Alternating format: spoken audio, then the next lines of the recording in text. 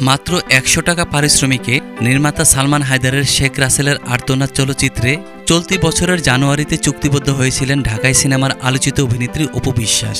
এই সিনেমায় শেখ হাসিনার চরিত্রে অভিনয় করার কথা ছিল তার, যে কারণে মাত্র ১০০ টাকা পারিশ্রমিকেই কাজটি করতে রাজি হন তিনি। সে সময় সংবাদ মাধ্যমে অপু বলেছিলেন, সিনেমাটির গল্প শুনে এক বাক্যে রাজি হয়ে যায়। ঐতিহাসিক এই সিনেমার অংশ হতে পেরে ভালো লাগছে। আশা করছি কাজটি দারুণ হবে। শুটিংয়ের জন্য প্রস্তুতি নিচ্ছি। তবে মাস ঘুরতে না ঘুরতে অপু জানান, সেই সিনেমা থেকে নিজেকে সরিয়ে নিয়েছেন তিনি। সেটাও নাকি চুক্তি হওয়ার পরের মাস ফেব্রুয়ারিতেই।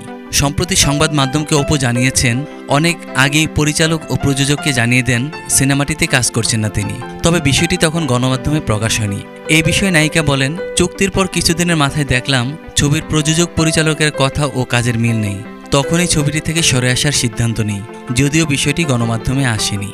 উল্লেখ্য, অপু বিশ্বাসকে সবশেষে দেখা গেছে লাল শাড়ি সিনেমায়, যেখানে তার বিপরীতে অভিনয় করেছেন চিত্রনায়ক সাইমন সাদিক।